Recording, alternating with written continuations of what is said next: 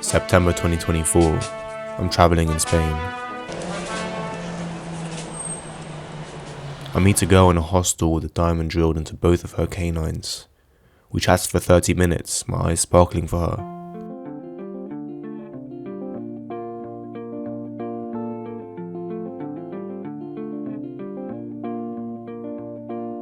What was stopping me from making a move on this girl? I wanted to flirt with her, tell her she made me fizz, touch her hair, but I couldn't do it. Why? What was stopping me from doing what I desired to do? Acting off instinct like we do when drunk. Like early on that summer when clubbing for the first time in Malta.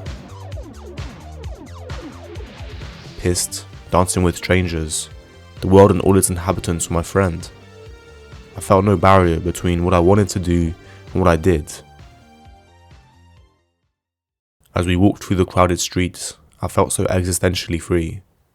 I stopped caring what people thought of me.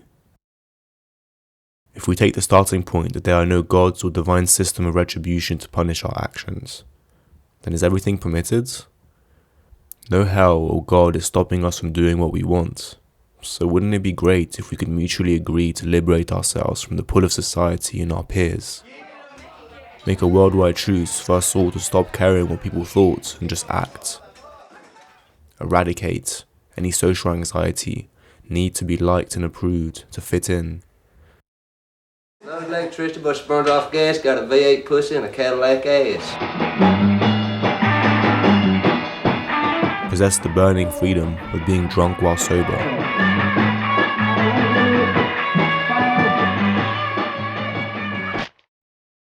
What if I could just reach my hands towards that girl's face? What if we all agreed to live freed from the shackles of society's expectations of us?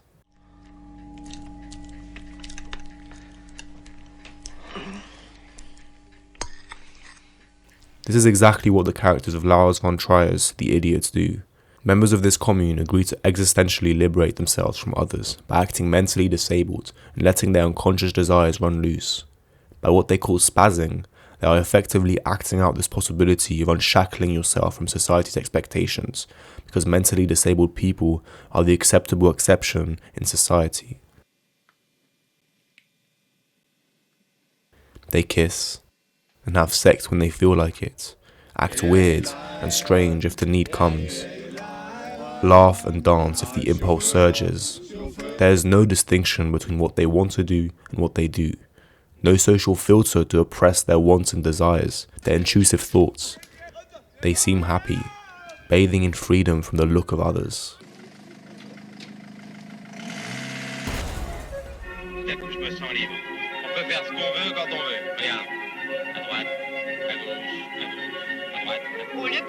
Le petit con, il roule sur une ligne droite, il est forcé de la suivre jusqu'au bout.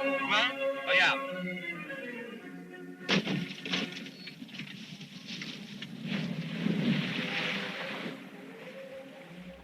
In Jean-Luc Godard's Pierrot le Fou, Pierrot and Marianne go on a Bonnie and Clyde-style adventure along the French Riviera, escaping from gangsters. Just like the characters in The Idiots, they seem to be standing purposefully against the grain of society.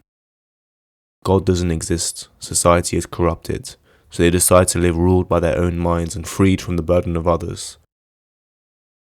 This freedom gained from ignoring the pull of society bursts through the screen in visually electrifying scenes and conversations. They don't care what others think and just act, live. Experience life in what seems a purer and more exciting way. However, just as easily as they create happiness and beauty, they can also take it away with just as much cool and composure. This way of thinking is embodied in the final scene of the film. Just as easily as Pierrot can give life, he can also take life. And just as easily as he can take life, he can also take his own life.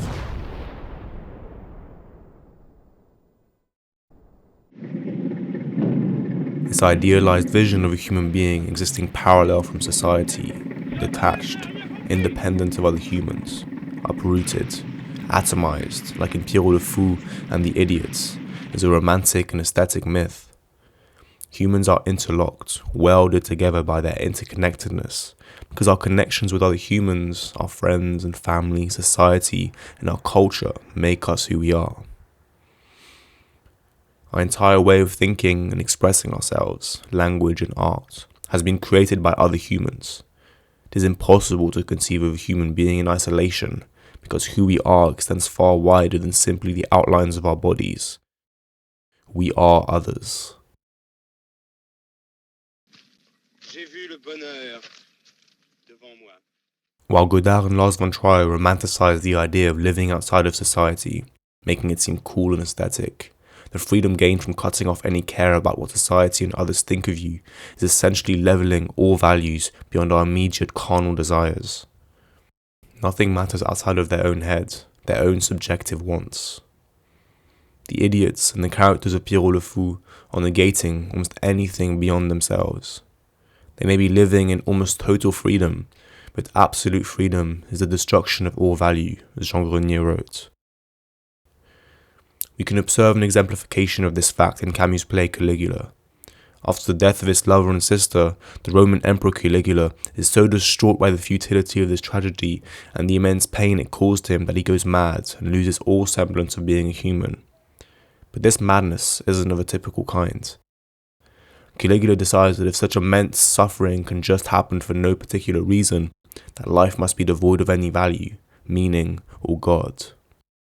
He therefore goes on a rampage, performing meaningless and random acts like creating a lottery which randomly assigns people to be executed, or taking the wives and children of parliament members into prostitution on a whim. This is to express how he thinks nothing in our world is inherently more valuable than anything else. The life of a friend is just as valuable as a funny joke because nothing matters in the grand scheme of things to him. He states, "This world is without importance, and he who recognizes it gains his freedom."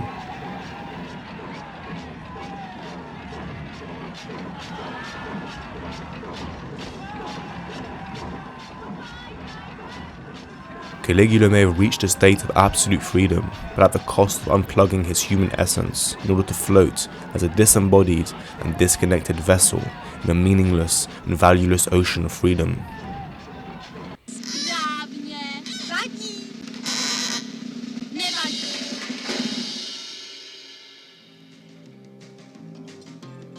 Pure freedom like that gained by Caligula, and maybe to a lesser extent by the main characters of the idiots in Pierrot le Fou, is something detestable and inhuman.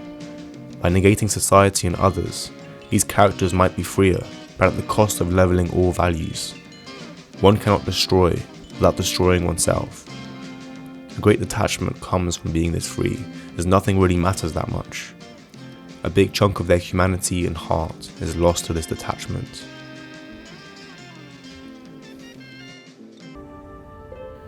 We later realize that Caligula is in fact performing a suicide on the scale of the Roman Empire. Camus states that the message of Caligula is that one cannot be free in opposition to other men. By destroying everything and everyone around him, Caligula's actions loop back to him, and he is assassinated by his closest advisors and friends. Caligula's plan all along. However, Camus' answer as to why we can't ignore others and do what we please is missing a big part of the question. The reason that we choose to care for others is not because I'll care for you so that you care for me. It isn't a mathematical exchange of I won't hurt you so you don't hurt me. Caring is an integral pillar of what it means to be a human being. We are interdependent on other people and communities, so our caring for others is the cement that seals together our whole reality.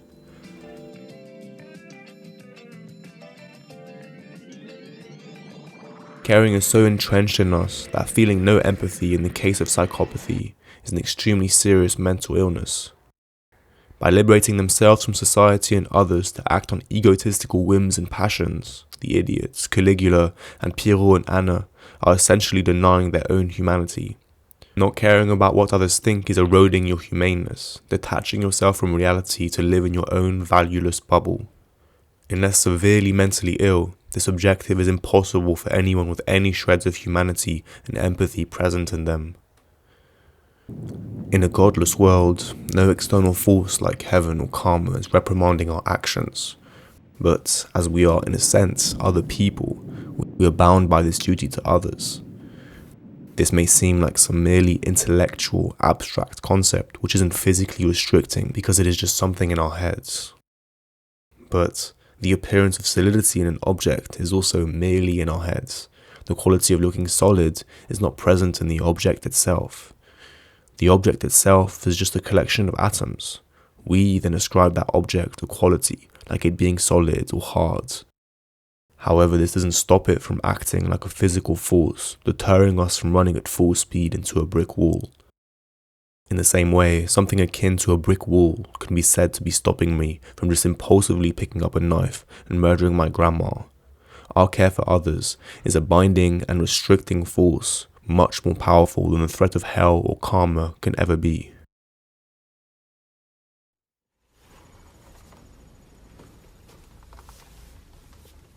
Going back to the start of this essay, I'm glad that I shat my pants while talking to that girl in the hostel, because it shows that I'm a human being who breathes, cares for others, and therefore feels a social filter, the pull of society. I felt a fear of being judged, a want for her to like me, a want to stand out and appear cool. A watchful eye was keeping my behaviours maybe too firmly in check. These kinds of behaviours ground me in my humanity, and I hold them shamelessly for all to see. The liberated individuals of the works I have discussed may savour their freedom, but in a cold, valueless, and detached world of a non-human and monstrous kind. A world I want nothing to do with.